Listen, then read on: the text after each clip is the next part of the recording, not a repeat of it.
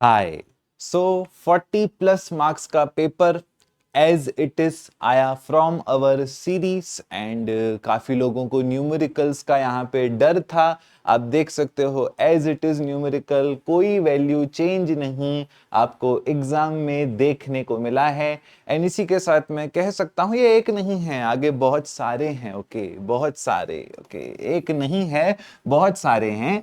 And इसको मैं humble वे में अप्रोच करना चाहूंगा, ना कि एटीट्यूड और ईगोइस्टिक वे में कि अवर लेगेसी कंटिन्यूज। ओके जो एक फिजिक्स का सफर सिर्फ हेट से प्यार तक तो ठीक है, वो तो प्यार में कन्वर्ट हो गया, बट एग्जाम में मार्क्स भी आनी चाहिए।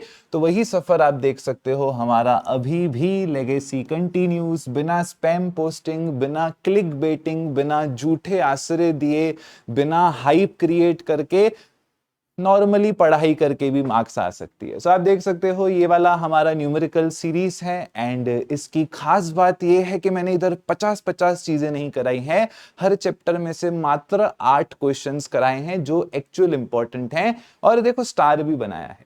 सो this is the MCQ asked as it is. उसके बाद ये भी आपका एमसीक्यू, ये न्यूमेरिकल आपका पीछे का, दिस इज द एमसीक्यू। यहाँ पर 20% की जगह सिर्फ इन्होंने 21 कर दिया। ओके नहीं तो पकड़े जाते कि आरजी सर के वीडियोस में से पेपर बना। उसके बाद the ratio of intensities of two waves, बताओ एम्पलीट्यूड कितना है। उसके बाद आपका यहाँ पर आपके डायपोल का क्वेश्चन, सेम एंगल 180 डिग्री। सो जो भी स्टूडेंट्स न्यूमेरिकल्स के लिए मुझ पे रिलाय थे, मैंने अपना वादा पूरा किया। आई होप आप सभी ने वीडियो अच्छे से देखी होगी, बिकॉज न्यूमेरिकल्स तो अच्छे खासे आए हैं। मैंने आपको पहले भी कहा था थ्योरी आप लोग कहीं से भी पढ़ सकते हो, मैटर ही नहीं करता है, डजंट मैटर। जो एफर्ट्स लगते हैं, जो दम लगते हैं, वो लगते हैं सम्स कराने में और सम्स सिखाने में। एंड यस ये यहाँ पर सबूत है कि हमारा इस साल का सफर सक्सेसफुल गया from my side. Already comments आ चुकी हैं, हमारा पेपर सर ऐसा गया, हमारा पेपर वैसा गया, बट स्टिल थ्योरी की अगर हम बात करें तो थ्योरी का भी पेपर अच्छा खासा प्रिडिक्टेबल है। मैं यहां पर वो लेने नहीं आया हूं क्रेडिट कि देखा देखा, क्रेडिट ये बचपन में हम किया करते थे कि देखा जो से मैंने बोला वैसा ही हुआ। थ्योरी का paper is a predictable paper. Okay तो वो प्रिडिक्टेबल ही आया है, उसमें कुछ ऐसा नहीं है। एक्सेस प्रेशर का डेरिवेशन हर साल लगता है आएगा, इस साल आया है। ये वाला डेरिवेशन मैंने आपको कहा था, रेडियस वाला थोड़ा सा ज्यादा मुझे फील आ रहा है, एन रेडियस का डेरिवेशन देखने को मिला। ये तो आपका PYQ है, सो ये 2 बार ऑलरेडी एग्जाम में आ चुका है, सो इन्होंने ये क्वेश्चन एक बार वापस से डाला है। ऐसे करते करते अगर आप कैलकुलेट करोगे सो 40 से 50 मार्क्स का पेपर, जिन लोगों ने हमारी जनवरी मंथ की सीरीज देखी थी, एज इट इज आपको सारे सवाल यहाँ पर देखने को मिलेंगे। So harmonics and overtone, full wave, rectifier and वगैरह वगैरह। सो पॉइंट क्या है? क्या पॉइंट ये है पेपर लीक करना? नहीं, पॉइंट ये है अच्छे से फिजिक्स पढ़ना। मैं फिर से बोलूंगा, ये वीडियो में क्रेडिट बनाने वाला इंसान नहीं हूं, क्रेडिट लेने वाला, बट बता रहा हूं अगर आप फिजिक्स के टॉपिक्स चुन चुन के अच्छे से पढ़ते हो तो चीजें मैच होती हैं। एंड न्यूमेरिकल्स मैच होना एक मेरे हिसाब से तो एक अचीवमेंट की बात हो जाती है। सो आपके 3 से 5 न्यूमेरिकल्स आप देख सकते हो एज इट इज आपके यहां से।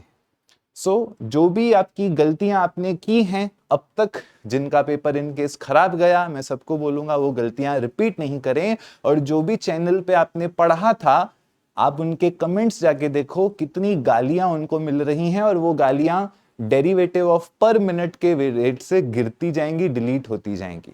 ओके सो ये क्या होगा, जो भी स्टूडेंट्स आप लोग भी गाली दोगे, जहां जहां से आपको फ्रॉड देखने को मिला, वो सब वीडियोस भी डिलीट हो जाएंगी, वो सब गालियां भी डिलीट हो जाएंगी। अगले साल ये लोग फिर यही स्टूडेंट्स के फ्यूचर के साथ खिलवाड़ करेंगे।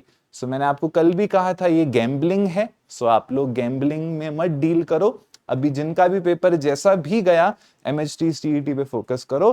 कल लास्ट एडवाइस मैंने आपको दी थी कि question selection is the key. आइए देखते हैं क्वेश्चन सिलेक्शन का मैं आपको क्या टिप्स यहां पर देना चाहूंगा। एमसीक्यूज ठीक है, थोड़े से मॉडरेट थे, थोड़े से इजी थे, थोड़े से कुछ एक दो आड़े टेढ़े भी थे, बट बाकी क्वेश्चन सिलेक्शन जहां जहां पर पॉसिबल है वहां पर देखो कौन से क्वेश्चन सिलेक्ट करना सही होते। सो एडी करंट क्या है? Stated two applications. अगर आपका फिजिक्स का पार्ट 2 वीक है, so not a good choice. Two sources of error, आप लोग फिजिक्स प्रैक्टिकल में भर भर के पढ़ते हो। ओके सो ये आपका एक अच्छा क्वेश्चन हो जाता अगर आप इसको सिलेक्ट करते तो। वर्चुअल सोर्सेस दिखाओ बाय प्रिज्म एक्सपेरिमेंट में काफी अच्छा क्वेश्चन हो जाता है, डायग्राम में ही मार्क्स मिल जाती है। nth बोर ऑर्बिट का रेडियस, जो भी मेरे स्टूडेंट्स हैं प्रिसाइसली मुझसे पढ़ रहे हैं उनके लिए ये one of the easy question है, बाकियों के लिए मे भी नहीं हो। न्यूमेरिकल काफी छोटा एंड अच्छा स्वीट न्यूमेरिकल है, good numerical. As it is question numerical series में हम कवर कर चुके हैं 180 डिग्री पे क्या वर्क डन होगा। Okay so as it is question है, यहाँ पर हो चुका है कवर। सो ये वही न्यूमेरिकल है। सो वही मैंने कहा 5 न्यूमेरिकल्स आपके एज इट इज हैं। एंड ऐसा नहीं है कि मैंने 500 न्यूमेरिकल्स कराए हैं, कम ही कराए। मैं आपको कल वही कह रहा था, इंपॉर्टेंट का मतलब होता है अगर एक चैप्टर में 18 टॉपिक्स हैं तो उसमें से अगर आप कोई 7 टॉपिक आपको कोई बता सकता है उसको इंपॉर्टेंट बोला जाता है।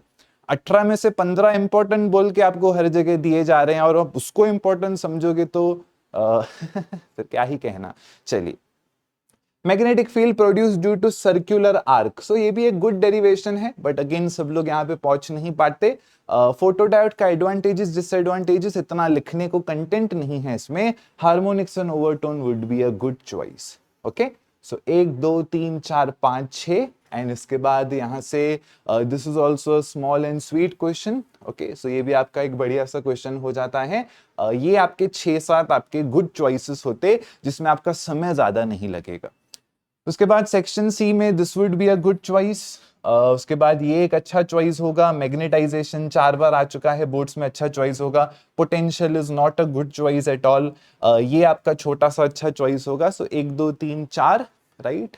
उसके बाद यहाँ से full wave rectifier would be a good choice. Thermodynamics जो भी केमिस्ट्री थोड़ा बहुत भी पढ़ा है ये आपका प्योर केमिस्ट्री बेस्ड सम है आइसोथर्मल प्रोसेस का, तो इसमें तो कुछ है नहीं। सो ये चॉइसेस यहाँ पर गुड होंगी। ठीक है, उसके बाद आप यहाँ से अगर जिनको शॉर्टकट पता है, अगर शॉर्टकट पता है तो ये चॉइस किया जा सकता है। तो जिन्होंने सीईटी किया है वही लोग इस क्वेश्चन को कर पाएंगे, सिर्फ बोर्ड्स वाले स्टूडेंट्स नहीं कर पाएंगे। And this would be the good optimum choice.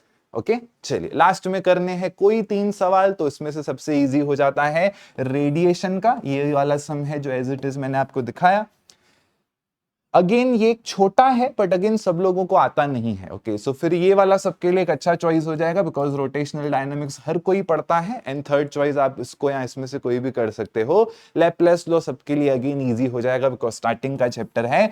So these are the good choices जिससे आपका पेपर ऑप्टिमाइजली पूरा हुआ होगा अगर आपने क्वेश्चन सिलेक्शन पे ध्यान दिया होगा तो। इसी के साथ समाप्त करते हैं आज के सेशन को यहीं पे। जल्द ही मिलेंगे MHT CET की बैच में, तब तक के लिए take care, good bye, all the best. Historical batch हर साल की उसकी डेट फिक्स्ड होती है, 1 मार्च से स्टार्ट होती है बट इस साल कुछ दिन पहले से ही स्टार्ट होगी बिकॉज समय थोड़ा सा कम है। चैनल पे अपडेटेड रहें। Take care, good bye, all the best.